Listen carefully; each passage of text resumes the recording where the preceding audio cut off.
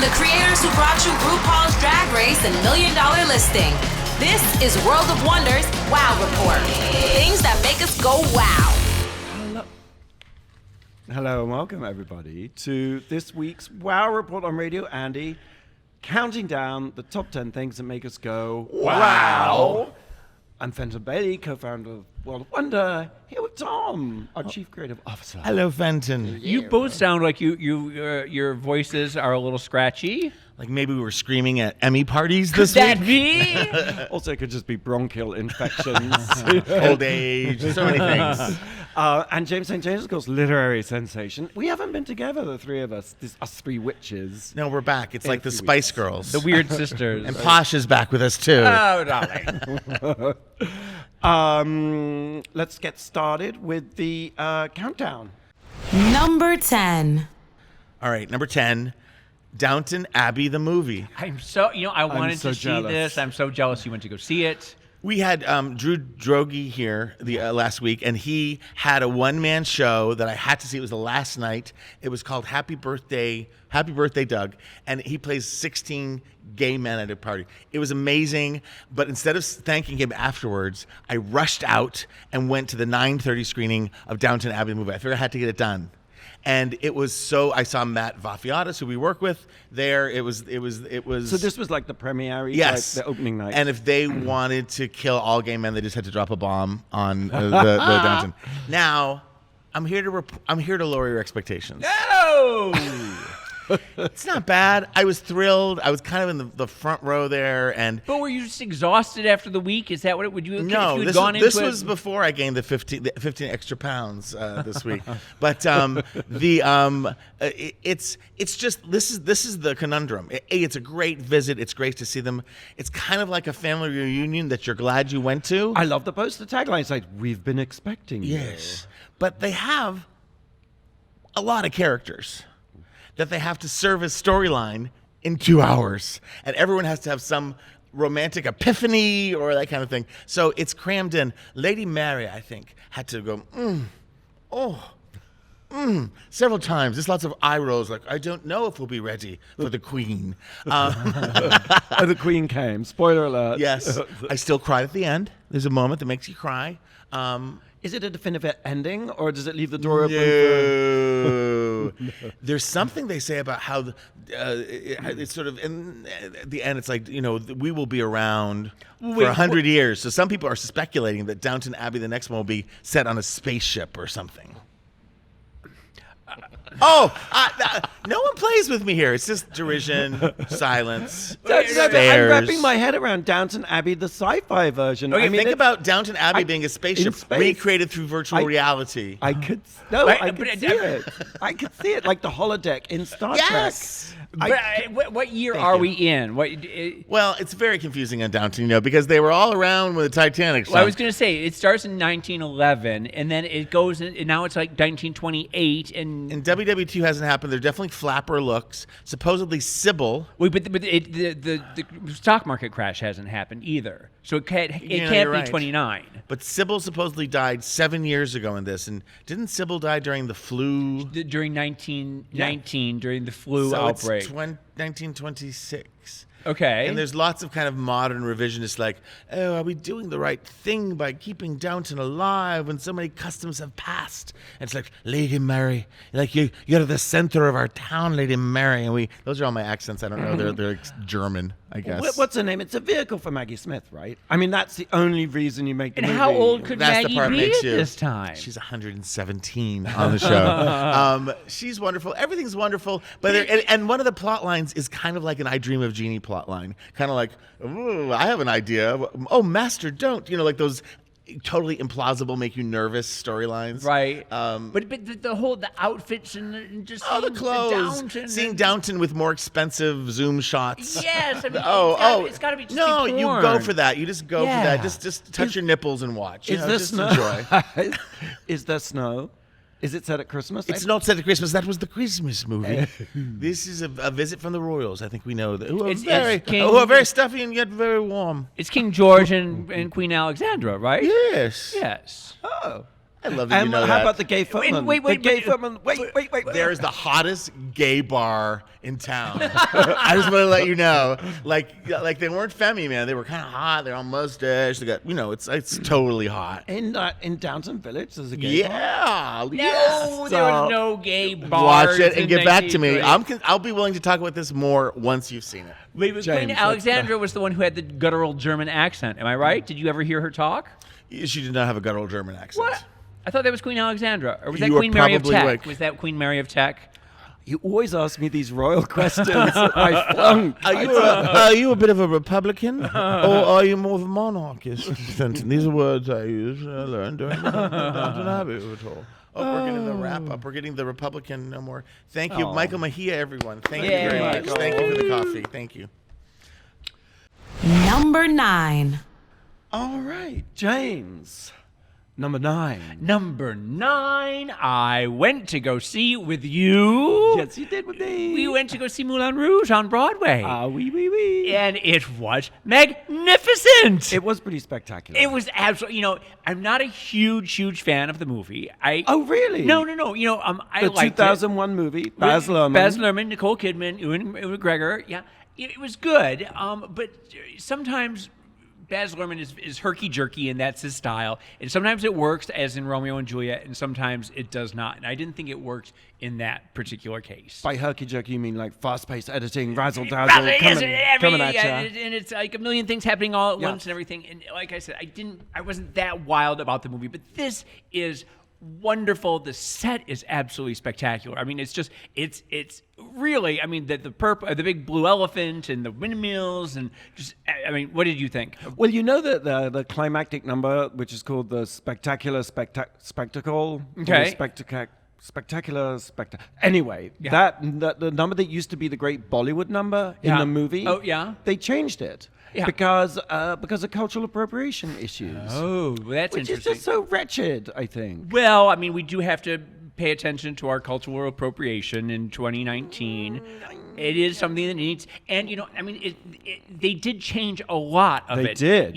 They sort of took out almost all of the songs and replaced them with new songs. Yes, right. Which is, and it worked. I really think that like the big number with It feels like they interwove more songs. They did, It felt yeah, like there were like, at least every time it was like 3 songs spliced together. So it was like the jukebox musical taken to a mashup.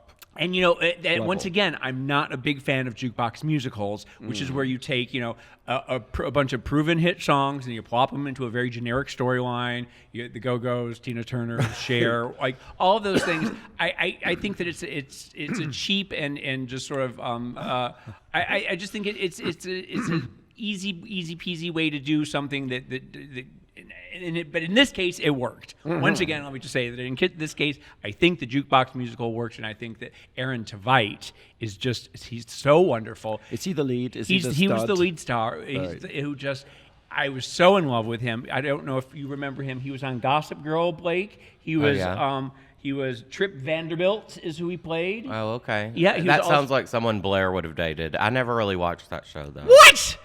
You can't do this. I was more of an OC girl. The OC. Well, I think you would like Gossip Girl because they were all pretty spectacular. But anyway, he was also Danny Zuko in Grease Live, and he was in Les Mis. He was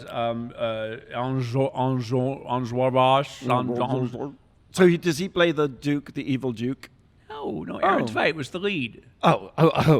Aaron Tveit, he was the hot guy. Oh, the hot young guy. Yeah, okay. yeah. the Ewan McGregor, right? Yeah. Do you know, I never realized until Googling in preparation for this show that Moulin Rouge, the original movie, and Moulin Rouge, the musical, are both based on the story of Toulouse-Lautrec. I never got it. Well, you didn't notice that there was a character named Toulouse-Lautrec and all the paintings were of Toulouse-Lautrec and the set was Toulouse-Lautrec? You didn't notice any of that? How French. Like croissant. I do want to point out that Cappy upstairs, who works for us, that her great-great-great-grandmother is the whore in the story. What? Remember the bleach blonde? Satine. No, not Satine. The other one. There was another one who was sort of like the bad girl. Oh, the one who in the movie betrays her. Yeah. That was her great-great-great-grandmother. How does she know that? Because her whole family. I'm proud of the fact. No, I mean, actually, funnily enough, One other thing I read is that they tweaked the storyline because the original movie sort of implied or carried the idea that to be a sex worker was demeaning and that Satine was unhappy in her role. And that in this version, the stage version, her character is much more fully realized in the sense that she's not unhappy doing sex work, and that she's fine to bed the Duke of whoever it is to assure the finances for the theater. Right. And that she's just much more in power, in control. Well, I mean, it's also based on a 1959 musical. It is? What? Yeah, What? with not Leslie Crumb, but it's So Moulin Rouge. Yeah, I mean, Baz Luhrmann was making a remake in the first place. Yeah. So this is a remake of a remake of a remake. It's a very famous story, and the story of Satine is true. It's actually like Lily Langtry, or not Lily Langtry, but it's based on a famous woman who died of consumption, who was a Moulin Rouge singer. And can I just ask you about consumption? I mean, it was the disease in It was the 19th chic century. thing to have. Yeah. Well, exactly. What happened to consumption? Well, it's still around. Is it? Yeah, I mean, Well, what is there was a it? big outbreak of it on Skid Row a couple years ago. Tuberculosis. Oh, it's tuberculosis. Yes. So it's an elegant fading away. Well, it wasn't name. elegant on Skid Row recently, but I mean, but it was all the courtesans and everybody would cough elegantly into their handkerchief and blood would come out. Because also, did you know that Toulouse-Lautrec suffered from pycnodicystosis? Well, we know that Which he is was Toulouse-Lautrec syndrome, apparently. Oh. Well, I mean, he was very famously, in the terms of the day, he was a cripple. Right. And Yeah. So, and he was, he had like a hunchback, and he was. Yeah, he had brittle bones, abnormalities of the face, hands, and other parts of the body. Yeah, and he was considered. He was considered quite unattractive, and he was, he would sort of hang around all the whores and draw up pictures of them, and I mean, he was sort of an interesting character. A fabulous artist who died young. He died when he was 36. Well, that's a baby. Did you wake up the next day thinking about it? I've been thinking about it nonstop ever since. Oh, really? Yeah, no, it really left a mark on me. Because I thought it was a bit like pop rock. Because I thought it exploded on the mouth, but then. Oh, but then you didn't think about it afterwards? I haven't much, to be honest. I love the. See, but I thought it was a wonderful night that you and I shared. We did. And we had It's like a fireworks display. It was gorgeous. I was in my caftan and jewels. You were. And everyone was staring. Tell the story. The tickets. Well, we're going a little over. I know, but this is. But there was a woman who was in 2 rows ahead of us, and she was in the giant jewels. She was really beautiful, and I was trying surreptitiously to take her picture, and then she was like sort of posing, and then I realized that she was taking pictures of me at the same time. And is that the story you wanted me to tell? No. Oh. When we first went there, we went to the upper circle. Oh, well, this is the weirdest thing because we gave them our tickets and they took us up to the very tip top. Way up in the nosebleeds, yes. and we were like the second to the last row, and we sort of thought, well, I guess it's a very sold out show, and it's hard to get good seats. And then they moved us again, and they said, would you please move? And so we moved once more, and then they came back to us and they said, look, we're going to make you move again, but this time I think you're going to be happy because the seats are much better. And all of a sudden we were down in the 5th row. And like, how nobody looked at our tickets to realize that we weren't supposed to be in the balcony. It's outrageous. It was outrageous. I mean, imagine. But you know how you go to the theater and you get settled and you've got your drink, you've got your little munchies, you've got your coat, you've got your umbrella, all your gubbins. It's like usually like if you're up in the nosebleeds, you're sort of like, oh, these seats are horrible. But the set was so beautiful that I thought, oh, well, it's fine to be up here. I was completely and then we were transported to the front rows. Yes, it's very glamorous. So, okay, so that is Moulin Rouge at the Al Hirschfeld Theater in Manhattan through 2020. It's the ticket, right? It's the ticket. Well, the line went around the block 3 times. Oh. Outside, to get in. It was just huge. Yes. Yeah. Number 8. Number 8. Where's my Roy Cohn? Do you know about this? Yeah. Roy Cohn.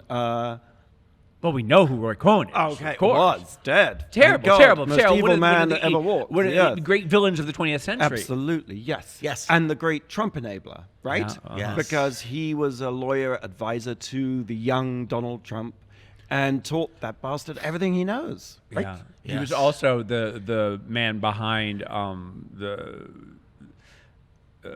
Red Scare. What was that? Well, yes, that's where I'm going. Yes. So, Where's My Roy Cohn is a documentary. A documentary. Thank God I don't have to read. Okay, go on. It's a documentary by Matt Tirner, who did Valentino, the Last Emperor. I enjoyed And that. who also did Scotty Bowers, which I can't believe James... I've never seen it. I know I'm a bad Scotty queen. Bowers. You've lived it. And this time... Oh, yes. Just like Downton. You've lived it. This time he also did... he also did, Studio 54. Oh, yeah. And in the course of researching Studio 54, I think came across the story of Roy Cohn, because Roy Cohn, of course, famously defended the Studio 54 people when they were busted for tax evasion and bags of money in the basement and what have you. And this is a scary fucking documentary. And what I didn't know, because I knew about Roy Cohn and the McCarthy hearings and the whole anti-communist scare. Senator. Yes, Senator Welsh. No, who's No. the guy? Who's the hearings? Senator in the 50s. Edgar Hoover. No. You're talking about the Red Scare. You're talking about Eugene McCarthy. Senator McCarthy. The McCarthy hearings. Oh, I'm so sorry. He was the man behind Senator McCarthy to the rise of Senator McCarthy. Yes, he was. Did I not say? No, we haven't mentioned McCarthy yet. McCarthyism. Anywho, so Jenny McCarthy. Roy Cohn was the young lawyer. Jesse McCarthyism. The young lawyer with McCarthy leading the sort of witch hunt of communists in D.C. It was also an anti-gay hunt. Yeah, and he was And- he was gay himself, which makes Of no course. sense. In fact, one detail that I don't believe is in the film but has stuck with me is that from the biography, a description of Roy Cohn in his last days cooling his anal warts by pulling down his pants in front of in the passenger seat of a limo as he was on his way up to a party. Wait, now say He that was one pulling again. at He was them? a passenger in a limo. Yeah. Follow Pulled that. down his pants, Okay. exposed his ass to the air conditioning to cool down his anal Cool warts. down. That's the What part. do you think I Cool said? We down. thought he was pulling Cool at down. his anal warts. Well, he We thought he pulled- was tugging at them. Cool down. Cool down. Anyway, this is who knows if that's in the documentary. But the fact of the Cool matter down, is my that when he was anal dying of warts. AIDS, he was still railing against homosexuals Oh, and denying absolutely. that he was gay. Hated self. That Yes. very definition. And he's a of character in self-hate. Angels in America. Oh, Yes, yes, yes. because he was responsible for the death sentence being Of passed Ethel on the and Julius Rosenbergs, Rosenberg. which was a terrible injustice, and they were executed for supposedly giving atomic secrets to the And Russians. when you think about fucking Trump and how much we've executed the Rosenbergs for less than what Trump has gotten away with now. Absolutely. Cool down.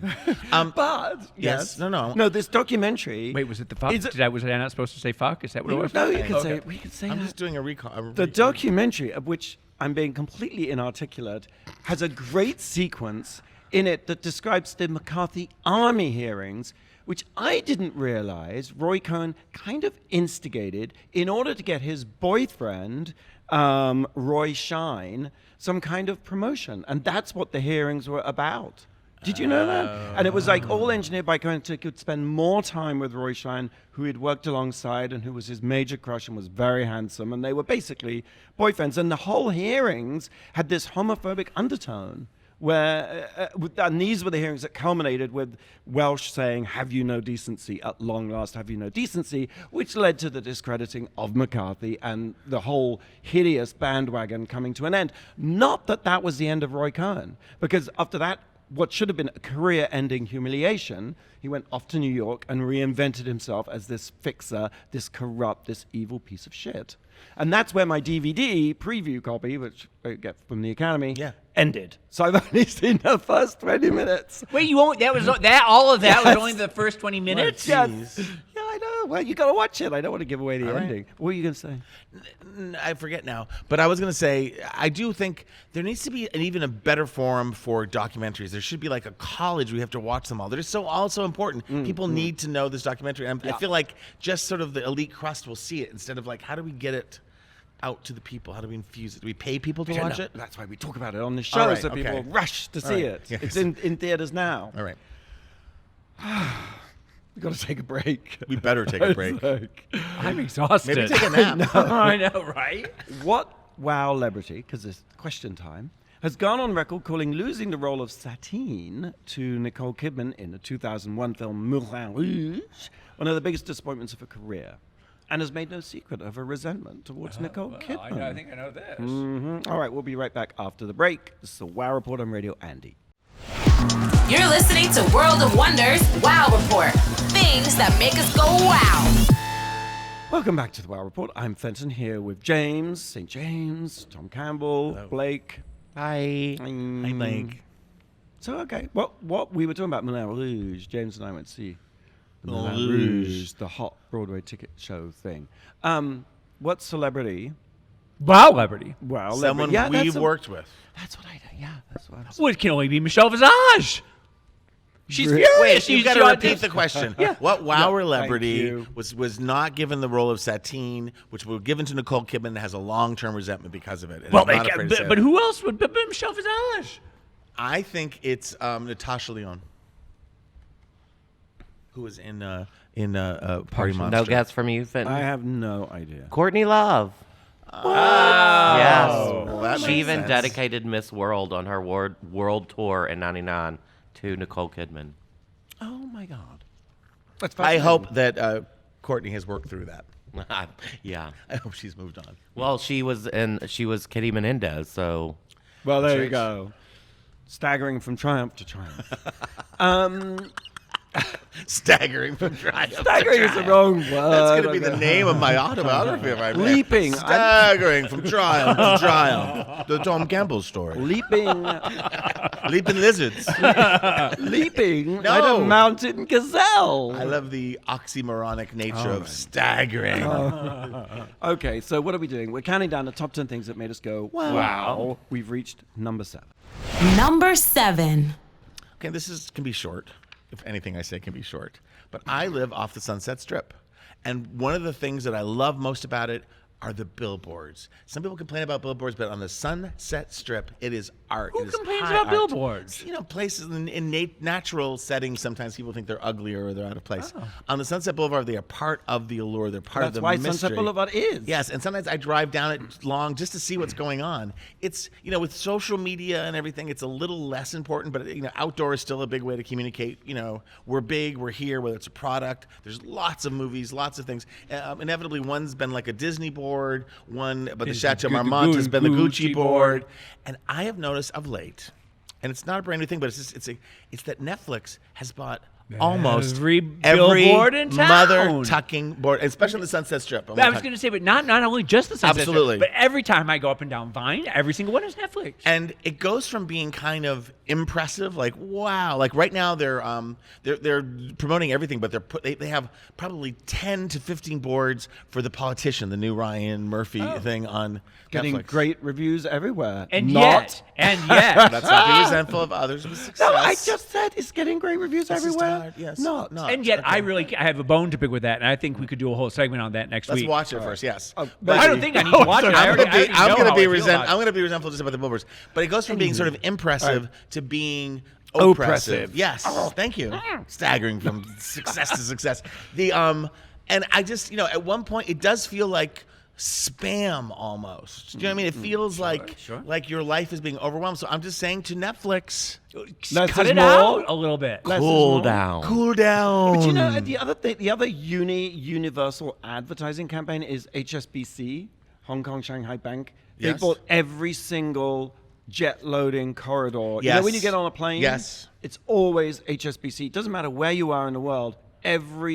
What do they call boarding? What do they call that thing? The thing that connects you to the terminal. It's the You get off the plane and trailway. you The walk along the- a thing the- to the terminal. the people. The jetway. The Thank jetway. you, the jetway.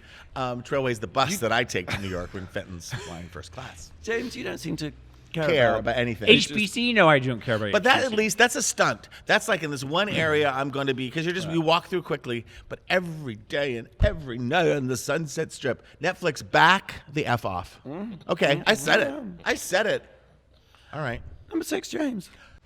Number 6.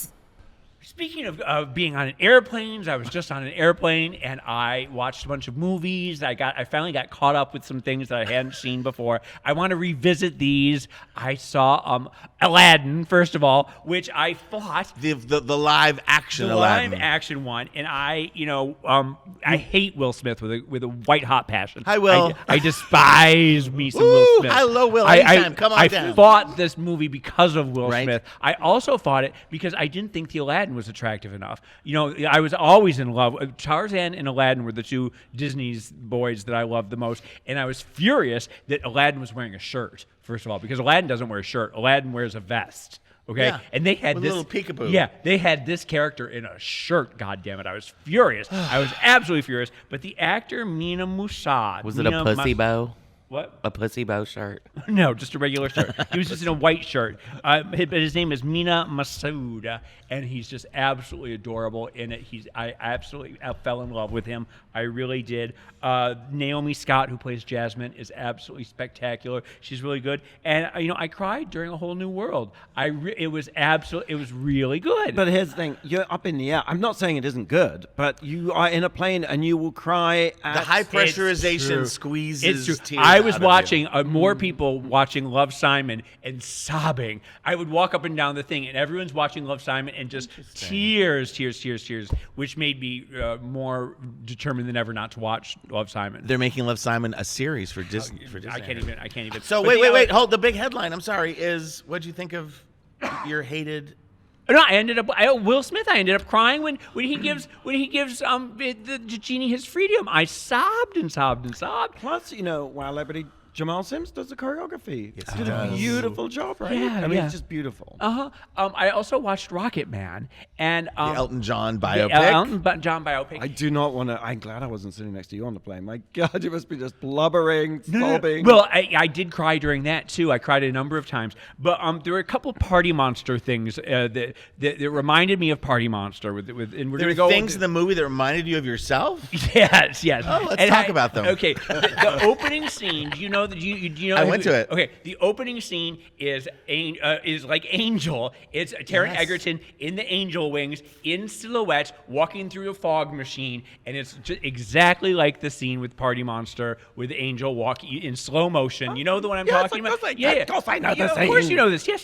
The movie. There's also the way that it was set up, the framing of the fact that it starts in rehab. Yep. And that was the same problem that Party Monster had, and the same problem that Freak Show had, where you had to get Macaulay Culkin in the first scene in a wacky outfit smoking crack. You had to get America's Sweetheart smoking crack in the very first scene, and you had a different beginning, if you recall, and then you had to switch it up because you needed Macaulay first and foremost. The same thing with Freak Show, where you had a whole different beginning, but you needed to have Bette Midler in the very Right. first scene. You needed to get your star in the very first Sure. scene. And this, I have a feeling they wanted to start with him as a young boy and go up to sort of chronologically, but they needed to get Taron Egerton in a wacky outfit Yes. in the very first scene. So they had to frame the whole movie from the rehab scene. Okay. And I don't like that. I didn't like that at all. So I'm gonna give notes. Restructure whole movie. Okay, good. We'll Yeah, give yeah. that. We'll give that note. What's it? James St. James, studio executive. Restructure whole series doesn't make sense. But I understood why they did it because I've been through it twice now already. I get it. Where you had to get the stars in Okay. a wacky outfit Yes. first and foremost, right? Yes. I thought the whole thing with Bernie Taupin was absolutely beautiful. It was beautifully, It's beautifully their love done. story. It is. It's a friendship love story. And when they bromance? but not even. deep romance. It is a straight love story. And when they sing, when you realize that your song is about their straight romance, and I cried, I sobbed, I was like, when I finally realized that that's what the story was. And Jamie Bell as Bernie Taupin is really spectacular. Yeah. I love Jamie Bell. Yeah. I thought Taron was absolutely great. Yes. Who's gonna call it? Richard Madden, who plays the villain, that he sort of falls in love with. Oh, his yeah, manager. His manager, Yeah. yeah. I thought that was done. I thought it was done well. I thought the whole movie was done really well. I loved it. I love that it was fantastical, right? That it had Yeah. fantastical moments. The floating at the Troubadour. Yeah, When he just has his moments. so many of those like sort of metaphors, and Yeah. they just treated it like it was surreal. I have to ask, did you? What did you think? You know that love making scene I talked about. Yeah. When did that touch you, or did not as much? Not as much. I did, but there were a couple things that I also wanted to. Hollow. I wanted to talk to you later. We'll keep going. Forget it. I'm just all over the map today. I'm so sorry. I feel like I'm not really making my point. Well, Rocketman and Aladdin, you don't have to get on a plane to watch them. They're both streaming on iTunes, YouTube, Vudu, and Google Play. Yeah. All right. Number 5. Number 5. I was in England Ye Old Country, right. for the press launch of RuPaul's Drag Race UK. And I have to say, it was a lot of fun. The BBC really did turn it up. They held it in Bloomsbury Square in a big old club. They built a big old runway. And then they did this fabulous show where they brought on all the queens, the British queens, one by one, as if it was a beauty pageant. That's great. It was really, really cute. And you had Michelle Visage was there. Yes. As you know, she's in Strictly Come Dancing, Yes. which is the original version of Dancing with the Stars. Yes. Did quite well in her first week. She did. And she's co-hosting with, was co-hosting the launch with Graham Norton and Alan Carr. And the three of them were so funny together and so rude to each other. It was like, it was just delicious. Delicious to watch. I think They were an amazing judging panel. They were, It right? was really amazing. You know, Michelle joked at one point that she was called a dumpster in high school, and Graham said they still do call you a dumpster. Which means they love each other. You can't say those things and about then- someone you have tension with. Right, exactly. I had never known Alan Carr and Graham Norton. They're sort of like competitors. But have they ever worked together before? I don't think so. I don't know for a fact. And they work I together think Graham is beautifully. kind of the Johnny Carson's an old reference, but they work together brilliantly. And they're on every different shows, but when they were on a couple shows together, and they both bring such a different flavor of whatever. It was yeah.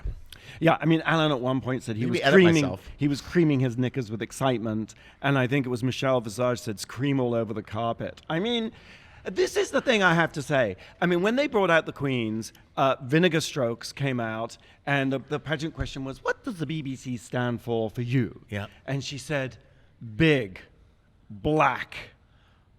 And there was this sort of like, "Oh my God, she's not going to say it." She said, "Car." Because they now send a car for her to like do press.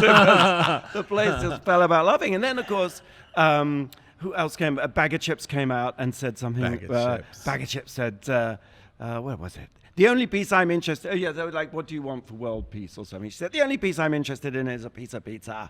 And then the Vivian was asked if she could only eat one thing for the rest of her life, what would she eat? And she said, well, I'm always looking for the fountain of youth, so babies. I would eat babies. and then she said, I was told I couldn't say that. Brought to you by Johnson & Johnson. And that was the other great thing, that then they played the show, and it was really funny and just so rude. I just love the sort of coarse, vulgar end of the bit. That is a Brit for It's you. a bit like Are You Being Served? Remember Mrs. Yeah, Slocum's Pussy, which I just love to talk about. Yes. It feels like a throwback to that kind of humor. And at one point, there's this sort of awful sort of beyond banter going on, and Rue turns to the camera and says, "You're watching the BBC." I remember that moment. Right? So that's coming out October 3rd. You can watch it on Wow Presents Plus, of course. In the States. A lot of people are asking. So Yeah. Wow Presents Plus, you download the app. Yes, you do. It's $3.99 a month. And what is that? Less than a latte. Yeah, with enthusiasm, people. Less than anything. Less than everything. Nothing costs less than $3.99. and so much more. Go to wow-presents.com. Is that a Yeah. two cheeseburger meal at McDonald's? Oh, for sure, more. Not that A Big Mac Not costs that I more. know. Are you going to supersize that? Because it goes up to like $9. Anyway, we have some great guests. Maisie Williams as a judge, Andrew Garfield, Spider-Man as a judge, Jerry from Spice Girls, Stacey Dooley, Dame Twiggy, Cheryl, Lorraine Kelly. It's really hot. great and lovely. And the queens are great. And in fact, I should tell you that next week's show is a bit of a special, right? Because we chat to all the queens of RuPaul's Drag Yes, we were Race able UK. to catch up with them at DragCon, where they were. It's funny because they were they're just on the cusp of becoming household names in gay households, at least. And it was lovely to see them. We'll see what they're like next year. All right. Okay, let's take a break. Oh, thank God. Question. What distinguished actor campaigned for the role of Jafar in the live-action Aladdin after turning down the role in the animated version? Jafar is the evil person. Okay. The evil the wizard. villain. Okay, the okay. evil wizard, yes. So, turned down the role in the original cartoon version and then campaigned to get the role in a live action. Who was that? Who was that? Who was that? Listening to Wow Report on Radio, Andy. Okay. You're listening to World of Wonders Wow Report. Things that make us go wow. Welcome back to the Wow Report. I'm Fenton here with Tom and James and Blake. So before the break, we had a quick question because we were talking about Aladdin. James saw it on the plane and wept.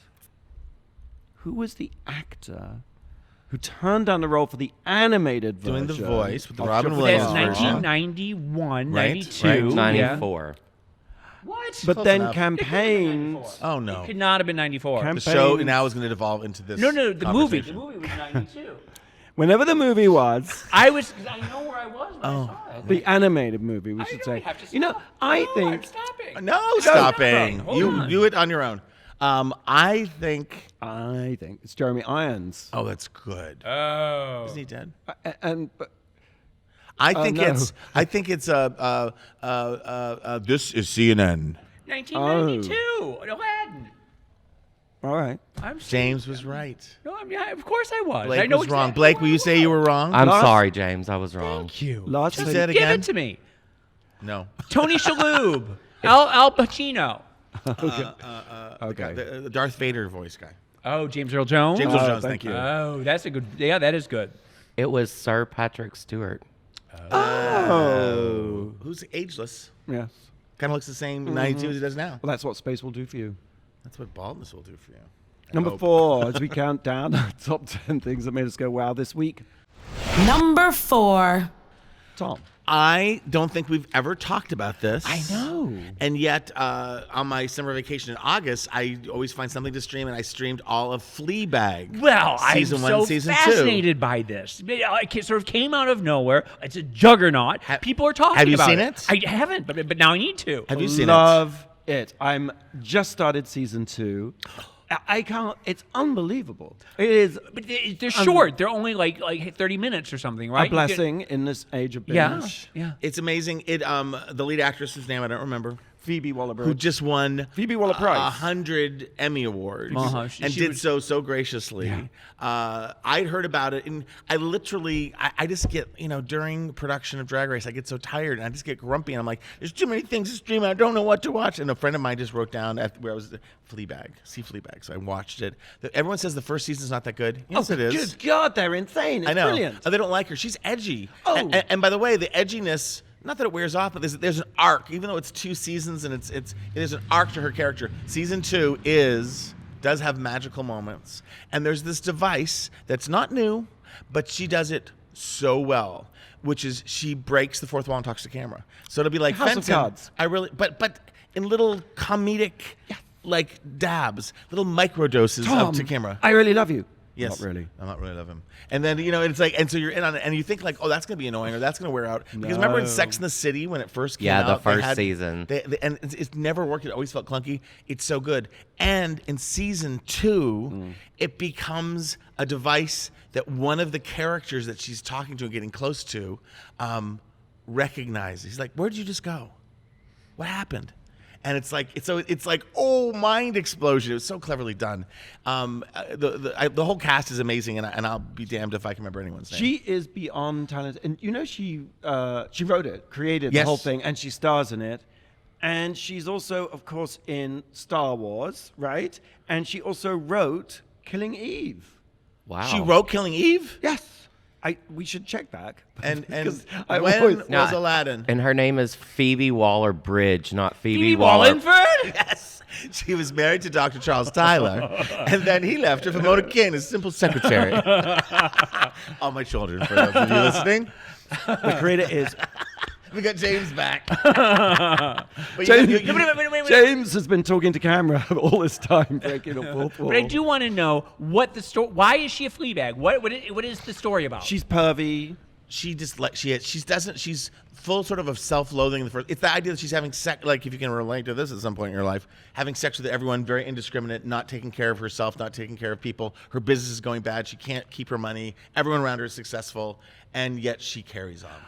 Her stepmother, played by Olivia Colman. I love is Olivia Colman. The tour de fucking force. You think, with Phoebe Waller-Bridge, you can't get any better. But Olivia Colman, kind of almost steals the show. I mean, Well, I've been every trying wo- to tell you to watch what did she win the Oscar for? The Favorite. The Favorite, yeah. Right. And I did, because Did you? I obey what you say. I saw it in a plane. How come we haven't talked about this? Because you hated it. No, I loved it. I loved it. It was Okay, good. okay. But if you love The Favorite, you will.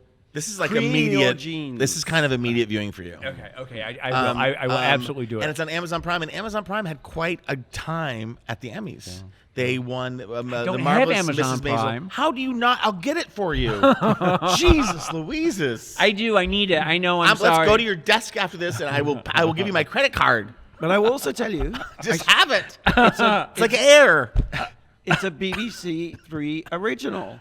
It was Yes. originally made for BBC Three, which happens to be where we're making Drag Race UK. Which is the BBC Three iPlayer. Yes, indeed, Yes, indeed, indeed. darling. And- Fleabag, congratulations on all your Emmys, and you don't need us to tell you, but if you haven't seen it, jump in. I might watch it again.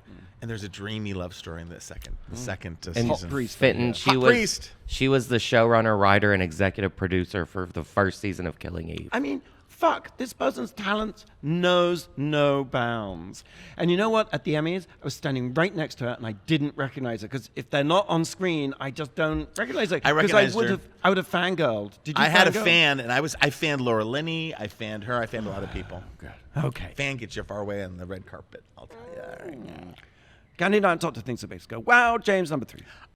Number 3.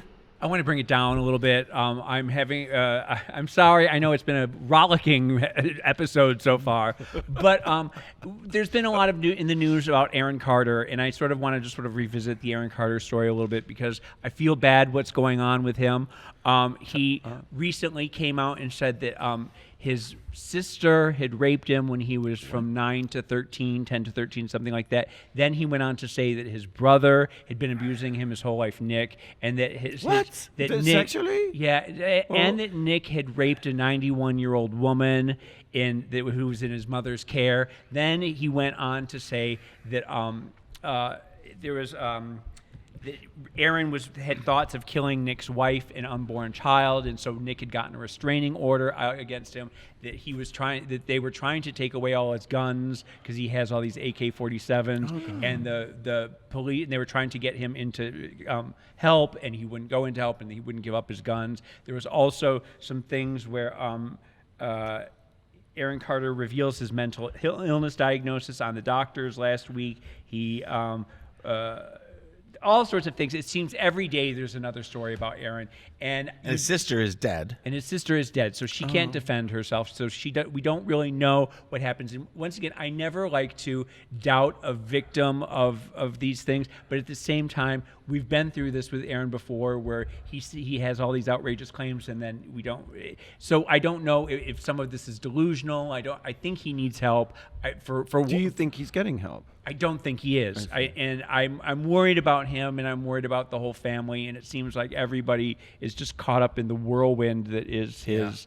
And I guess it has to be played out publicly, but I you wish like, that it wasn't. It's either mental illness or there's drug abuse or a combination of both, and there could be abuse in that too. All those things could be true, but the drug abuse and the mental illness don't help exacerbate things. Don't help find the clarity or truth or healing. I think I don't know. And I suppose we're in such a sensational craving culture that these sorts of stories and details just become fodder for the news cycle, right? Yeah, and the gossip cycle. and you know, people like TMZ are running with it, and it all feels wrong, but it all feels like someone needs help, whether it's Nick, whether it's Aaron, whether it's both of them, whether it is a delusion, whether it really happened, we don't know, and it's a shame that like you said, that it is being played out in. Well, and it seems like he's kind of feeding off of being on TMZ and stuff. Right. I just try. It's not ignoring it. It's like you can't take on all the hurt in the world. You just can't. And we have access to all the hurt in the world now in a way. But by the same or a lot of token, it. if because it is played out in public, that helps him get the help that he needs, then hope maybe that's it true. is sort of worth it. Yes. Yeah. It's I hear you, and he's we've enjoyed him in the past. Yeah, no, and he's someone that a lot of people grew up with, and so he's somebody that you love. Do you remember his first single, Aaron's Party? Oh, yeah. I love that single. And I Want Candy. Remember when he did the I Want Candy remake? And James, if you haven't seen it, and a little bit off to the side, but have you seen the Lou Pearlman documentary that Lance Bass executive produced? It's really fascinating. Yeah. You know how, I suppose all too often there are stories in pop music and showbiz of, The Ricky Martin story. Yeah. of shameless exploitation and Yeah. heartbreak and hardship. And I guess it isn't all fun and games being famous and celebrity, right? I wouldn't know. All right. Number 2. Number 2. Have you seen Los Espookys? Heard about it. I haven't seen it. Oh my gosh. I mean, Now, does this have something to do with the Yes. weird Yes. shapes? That we Julio- spoke about last time. Julio Torres. Yeah. Who did My Favorite Shapes, the special on HBO. So wonderful. Such an adorable little. I It's just just love this adorable. guy. Love In him. My Favorite Shapes, he has bleached blonde hair. And in Les Espookys, he has beautiful electric blue hair. And this really touched my heart before I tell you anything about the series, because in 1980, I dyed my hair when I had hair. I dyed my hair electric blue. with 1980? with Manic Panic. Yeah, Blue hair sure. dye. Ahead of your time, darling. Darling, it's like, that's probably why my hair all fell out. No, Tish and Snooki make the best all vegetable dyes, but I cannot take my eyes off Julio Torres. I mean, He's wonderful. he is wonderful, and this is a wacky nut job. It's great because it's half hours in its own way. Genius, Is it all like in Spanish? Fleabag. Is it Spanish? It's all subtitled. I would say half of it's in Spanish, half of it's in English, but the entire thing is subtitled. So when it's in Spanish, the subtitles are English, and vice versa. When it's in Spanish, when it's in... Great. Thank you. You can figure that out. It's Fred Armisen who does it as well. Yes, he's one of the creators, executive producers. He plays Tico, whose career dream is to be a parking valet attendant in Los Angeles. And Los Espookys is a group formed, I think it's basically a trio, and they get together to do spooky stunts. And they get hired by mysterious women or a priest who's jealous of another hot young priest and wants them to perform an exorcism so that the older priest can regain the limelight. They are crazy, sort of wacky telenovela stories that they don't even really seem to take their own stories that seriously. It's like they can't be bothered to really suspend your disbelief. Right. They're like, we're all sophisticated here. And they just make gestures to things in a shorthand. I love that. And Julio turns in the most extraordinary, but he plays Andras, the heir to a chocolate fortune. Okay. I know, right? With his blue hair. He's always in the most incredible outfits, like Dan Levy in Schitt's Creek. It's just a fashion plate. He has a boyfriend who he's supposed to marry, and it's just a given. And his performance is without any inflection whatsoever. He makes no attempts to act in the sense of he speaks in a monotone, he moves like a robot, and it's just, you cannot take your eyes off of it. him. It is, I don't know. He's one of my favorite stars of the year. He's my favorite star Yeah. of the year, Yeah. of the century. Is this HBO? It's HBO, yeah. Okay. And they're only 30 minutes? Only 30 love minutes. that. And people are just raving about it. Just I think it's weird in the sense that Fleabag, I think everything's been very cleverly crafted and written and Yes. brilliantly. This feels so Thrown together. tossed off. Yeah. And half-baked that I feel all the critics saying it's such genius, it's so finely wrought, it does this, they're like just missing, it's very simple. And Is it the ensemble of funny people and funny minds? You think they get off on each other and they it sounds sort of... like a criticism or shade. It's not that funny, but it's hilarious because it's not. Well, it's sort of like the equivalent of like a tweet or something. It's Yes. it's the difference between like Julian Fellows and someone sitting in the room tweeting. It's not polished. It's Yeah. not. It's not drawing room. Jokes don't really have punchlines. They're just sort of surreal observation. observations. It's like Wow Report, the television show. oh yes, darling. No fun. No one laughs. Seems thrown together, full of mistakes. full No. of mistakes. Look, binge watch all of season 1 of Los Espookys. It's fun to on say, Los HBO. Espookys. It does, yes. January 2020 seems a long way away. It's just around the corner. Not at all. RuPaul's DragCon UK, January 18th, 19th at Olympia. RuPaul'sDragCon.com for tickets. And RuPaul's Drag Race Live, coming to the Las Vegas Strip at the Flamingo. A drag residency Drag starring residency, if you will. 7 Unbelievable. of the Drag Race queens. Have we not? When will we know who they were? It's all under wraps at the moment. Oh, it is. A little bit. I just said no, it's it's fluctuating because it's very exciting. But you can get tickets. Hopefully, you can get tickets. RuPaulsDragRaceLive.com. Big news coming. Will they rotate? Eventually, yes. Like, we're gonna be on for years. Think Celine Dion, but like if you threw in Mariah Carey, And a little epic time. detail that just titillates me is that the Flamingo, the room where it is at in the Flamingo is where Donnie and Marie have had their show for the last 10 plus years. Oh, I talked about Donnie Marie last week. Oh, no, God. don't. And I'll talk about him again this week. Is that where Charo got her start? Is that where is I that? don't know where Charo did. But Donnie Marie had been there for 11 years. They're about to leave, or 12 years. But it was the best show I'd ever seen in my life. Yeah. Watched last Amazing. week's show to hear all about it. I'd seen it 3 times. We have to take a quick break. When we come back, we'll reveal our number one thing this week that made us go, wow. Spoiler alert. You're listening to World of Wonders Wow Report. Things that make us go wow.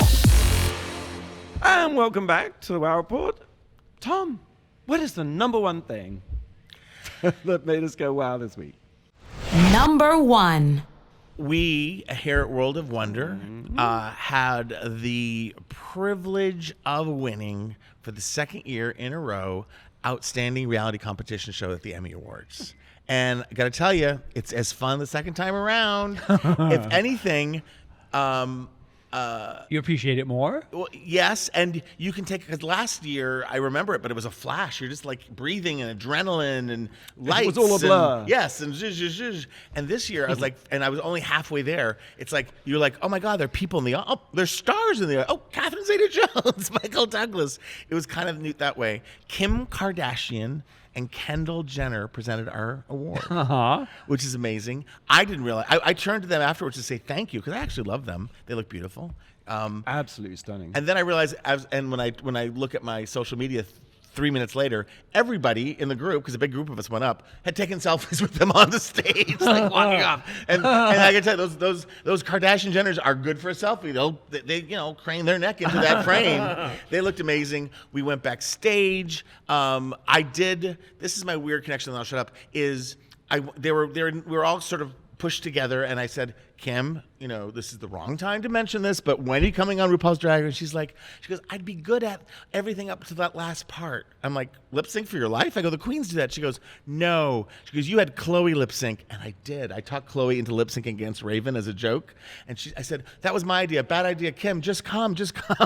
But I love that they all talk about, because when Chloe was on, she said, when I asked her, I said, would you do a lip sync thing? She goes, if you asked my sister Kim that, she would leave right now.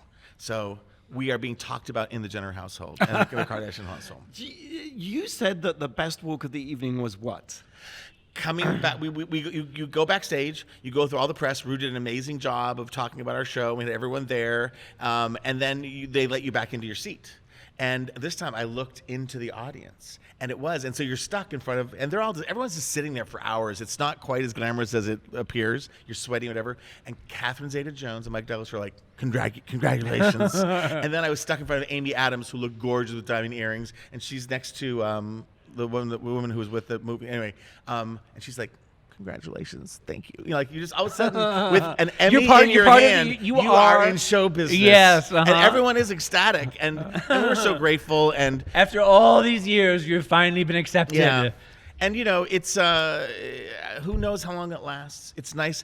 I really do think it's great for us and my ego and all that. But more than anything, it's just that RuPaul's Drag Race, a show of queer people, by people, for queer people, is represented, and Billy Porter won. It was a great year for First gay black man. representation, and so that was sort of thrilling. No, I was trying to get you to tell a story about Gwyneth Paltrow coming out on stage. Oh, I'm sorry. It's all right.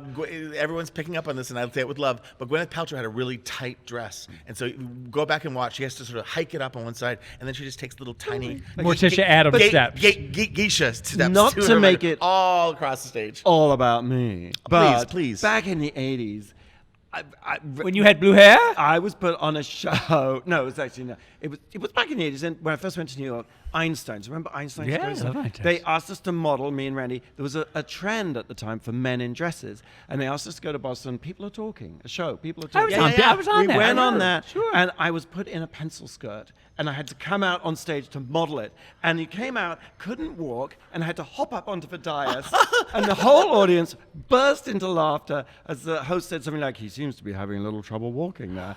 I did the Gwyneth Paltrow walk. Well, and she got through it. She got through it. She kept her posture. I didn't think to pull it up. I just went. Some people were thinking she might have had a ceramic egg in her vagina because she does sell those on Goop. Maybe she's trying not to drop. Not to make it all about me and Gwyneth Paltrow, Yes. but today is both of our birthdays. Happy birthday, happy Gwyneth and birthday. Blake. But Elizabeth Saltzman is Gwyneth Paltrow's stylist. Was Elizabeth there? And she Did you see Elizabeth explained Saltzman? in an exclusive to a Hollywood Reporter, because this was a vintage Valentino dress from 1963. And she explains that back then, there were no back slits. And Elizabeth Saltzman, which I find hard to believe, but Elizabeth... There were no back slits in 1963. No one heard of. Back slits, how dare you? odd. We were fighting the Cold War. We didn't have time for back slips. It was That's not... the weirdest thing I've ever heard, because of course there were back slits in the 50s. Maybe Van Doren wore them. Maybe a slides. Liz Saltzman said it was not that she was having this fabulous walk, which she already has. In order to keep the dress authentic, I didn't want to change Mr. Valentino's design. I They do put her on a Segway. I do want to just say that Elizabeth Saltzman is one of the chicest women on the planet. We knew her back in the 80s. She was dating Eric Goode, the owner of Area, and she was an It Girl for many, many years in New York City. And then she is Gwyneth. She is the genius behind Gwyneth Paltrow's entrance. Yeah, and she looked gorgeous. Gwyneth. Did you see Elizabeth there? No. Oh. I think she was on the phone from London. And I just want to say it one more time because we mentioned the tragic passing of Jacqueline Wilson, who was one of our co-executive producers of RuPaul's Drag Race, a huge part of it for 10 years. We mentioned she passed away. Rue dedicated his host Emmy to her, but she, along with the rest of us, was a producer, and she won an Emmy last week too. And we have that Emmy, and it's being engraved, and it's being sent to her parents, and we just, That's a bittersweet thing. it's for very her parents. bittersweet. It's very sad. Yeah. Very sad. But we love but Jacqueline. glad that Yes. she has that. Her Yeah. family have that. Thanks for tuning into the Wow Report on Radio Andy, Sirius XM. Previous episodes on our YouTube channel, Wow Presents. Same time, same place next week. Maybe. Until then, go out and do something that makes the world go Wow.